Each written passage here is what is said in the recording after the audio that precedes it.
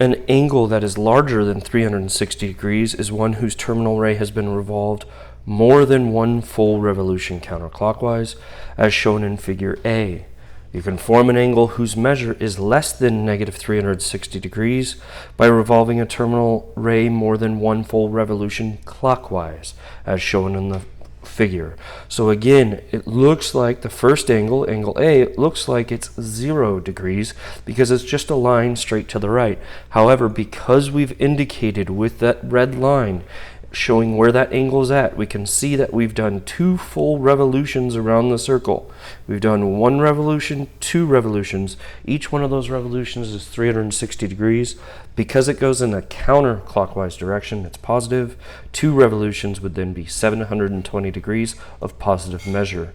Look at this one right here. It looks something like a negative 45 degree angle, and it is coterminal with a negative 45 degree angle, but because this arrow indicated a full revolution plus another 45, and it's going in the clockwise direction, clockwise means it's negative. A full revolution is 360 plus another 45 would be negative 405 degrees. So degrees is what we started off with in trigonometry, most likely. You started off with measuring in degrees. You guys probably grew up understanding a little bit about degrees without knowing it. For instance, if you jump and flip backwards, that's a 180. That means 180 degrees, you went the other direction. Or if you did a full revolution, if you did a trick on a skateboard or whatever the heck you did, you probably called it a 360. 360 is when you spin a whole way around. A lot of people know 90 degrees as to be a right angle, okay? That's like the floor and the wall form 90 degrees. So a lot of people were comfortable with degrees, but when we get into mathematics in the analysis of trigonometry and angles, we actually almost never use degrees and almost always use radians. And so that's what the next measure is. It's the same exact thing. A radian is the measure of an angle. It's the same exact thing as degrees. It's just a different unit. So for instance, I might say, what's the length of something? I might measure it in feet, and I might measure it in meters. Notice that 1 meter is not the same thing as 1 foot, but they are both measures of distance. While degrees is the exact same thing as radians in the sense that they both measure angles, but they're different units. So the units that we use in mathematics is almost primarily radians. So let's make sure you understand what a radian is and how to go between degrees and radians. Very important. Almost always in this class we're going to be using radians. So it says, to assign a radian measure to an angle theta, consider theta to be a central angle of a circle of radius 1. Very important that we think about radius 1 here. That's the unit circle. And then it says, as shown in the figure below. The radian measure of theta is then defined to be the length of the arc of the sector. Because the circumference of a circle is 2 pi r, that's the circumference of a circle, is 2 pi r, that's the formula, and we know here that r is 1, then there would be the circumference of the unit circle, where your radius is 1, would be 2 pi, because 2 pi r is 2 pi times 1. Okay. It says this implies that the radian measure of an angle measuring 360 degrees is 2 pi. So we know 360 is a full circle, and if we have a radius of 1, we know that the circumference is 2 pi r, but r is 1, so we know this has to be 2 pi. So what we have just shown is a very important conversion factor that we need to know, is that 360 degrees is 2 pi radians. That's just like if we knew how many meters are in a foot or how many feet are in a meter. We need that conversion so we can talk about converting between the two of them. Okay. It says using radians measure for theta, the length s of the circular arc of a radius is s equals r theta. So what are we talking about right here? I'm going to color it in blue. This right here, this blue area that I just colored in, is called the arc length. If I found the length of that blue part, that blue part would be the arc length. That's what we would be calling S in this case. And we have a formula. We have S equals R theta.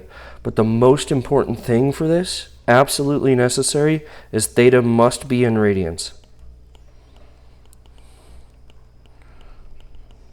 Okay. Again, it would be like having a formula created for meters and trying to plug in feet. If you plugged in the wrong unit, the formula doesn't work. So if you tried plugging in degrees when our measures in terms of radians, you're plugging in the wrong units and the formula doesn't work. So theta must be in radians. So what if I said, what's the arc length when your radius is 5 and you have a 45 degree angle? You can't just do 5 times 45 because it's 45 degrees. So the question then becomes, how do we convert degrees to radians? And that's what this next part's about, is us getting comfortable going between degrees and radians. So if we know an entire circle is 2 pi, an entire circle is 2 pi, wouldn't that mean that half of a circle would have to be 1 pi? Okay? And here's just going back into fractions right here. So if half of a circle is 1 pi, and I break it into 1, 2, 3, 4, 5, 6 equal pieces, then each one of those pieces would be called pi over 6. So if this entire thing is 180 degrees, which is equal to pi, right? Each one of these slices would be worth pi over 6. So that'd be 1 pi over 6. The next one would be 2 pi over 6, but I want you to think about that. 2 pi over 6 is really just pi over 3, isn't it? The next one would be 3 pi over 6, but isn't that really just pi over 2 when you simplify it? The next one would be 4 pi's over 6. Well, that's really 2 pi over 3. Next one would be 5 pi's over 6, 5 slices. That doesn't simplify. And then the last one, of course, is 6 pi over 6, which is equal to pi. So that's our fractions right there. I want you to get comfortable with those radian measures for every single one of those. You have pi over 6, pi over 3, pi over 2, 2 pi over 3, 5 pi over 6, and then pi, which is 6 pi over 6. And again, you could always start with that's 1 pi over 6, or that's 2 pi's over 6, and then simplify the 2 pi's over 6. That's perfectly fine, nothing wrong with that. But what I wanted is you to get comfortable with the degree measures. If we had 180 degrees, and we divided that into 6 pieces, each one of those pieces, each one of those slices would represent 30 degrees. So what does that give us now? Well, that tells us that pi over 6 is 30 degrees. 2 pi over 6 would be, which is pi over 3, would be 2 times 30 degrees, which is 60 degrees. 3 pi's over 6, which is pi over 2, would be 3 times 30, which is 90 degrees. 4 pi's over 6, which was 2 pi over 3, is the same thing as 4 times 30, which is 120 degrees. 5 pi's over 6, which would be 5 times 30, would be 150 degrees. And the next one, 6 pi over 6, which is pi is 180 degrees. We already know that one. So this gives us a bunch of things that we can work with. We know pi over 6 is 30 degrees. Pi over 3 is 60 degrees. Pi over 2 is 90 degrees. 2 pi over 3 is 120 degrees. 5 pi over 6 is 150 degrees. And pi is 180 degrees. That gives us the majority of the first half of the unit circle right there for us. The only ones that we're missing is the pi's over 4. So let's think about this again. I'm going to go into this.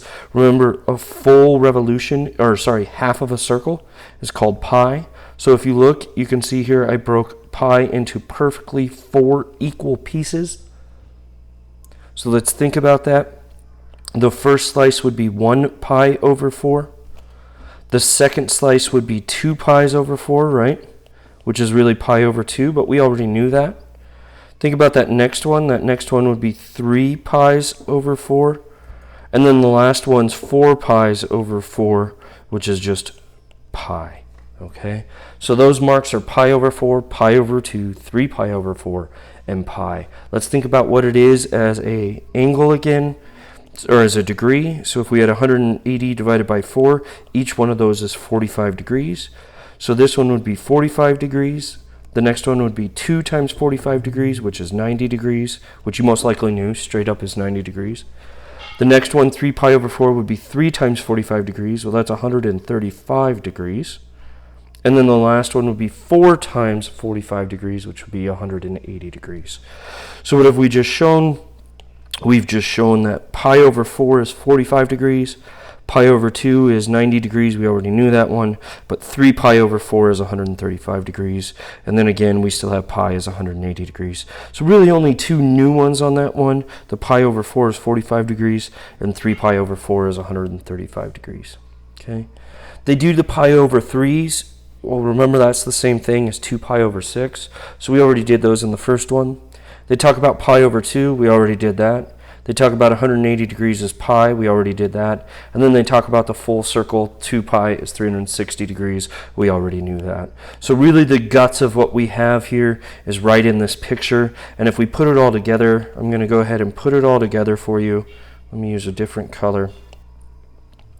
Let's see what the heck we just learned. We just learned the first half of the circle. What I like to do is I like to cut them in half. That's my 45 degree marks. And then I'm going to put 2 marks that are close to that half mark. 2 marks that are close to those half marks. Okay. I'm going to do my angle measures in red. I'm going to do my radian measures in blue. We'll start off with the angle measures because you're probably more comfortable with those. That was 0 degrees. You have a 30 degrees, 45 degrees, and then a 60 degrees. Straight up we know is 90 degrees. We found out that this one was 120 degrees. That's 30 degrees more than 90. The next one we found was 135 degrees. And then the next one was 150 degrees.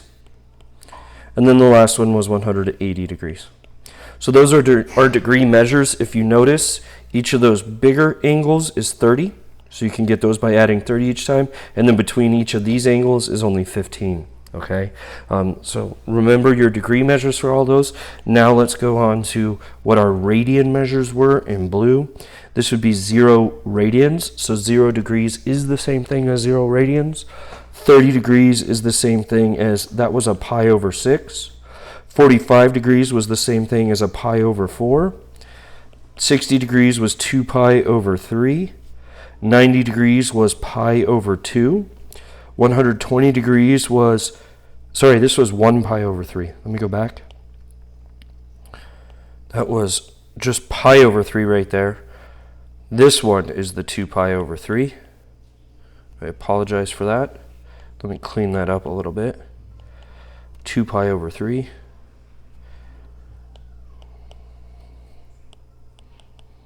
Okay, the next one was 3 pi over 4. The next one was 5 pi over 6. And then the last one is just pi. So some things to help you memorize this when you're looking at these measures of angles. If you notice the pi's over 6's, the pi's over 6's are always closest to the x-axis. The pi's over 3 are always closest to the y-axis. The pi over 4's are always in the middle. So let me say that again. Pi over 6 is closest to the x-axis. Pi's over 3 are closest to the y-axis, and the pi's over 4 are always in the middle. So that might help you to memorize all your angles. Remember, in the first quadrant, all the numerators are just pi. In the second quadrant, it goes 2, 3, 5. So I don't know anything to help you memorize that, but certainly helps to know in the first quadrant, all of them are just pi in the numerator. So I hope that helps you start remembering how do we convert between radians and how do we convert between degrees. We're literally just taking a circle, cutting it in half, which would be pi or 180 degrees, and then just slicing it. If we wanted pi's over 6's, we'd do 6 slices. Pi's over 4, 4 slices. Pi's over 3, 3 slices. Pi's over 2, 2 slices. So hope that helps.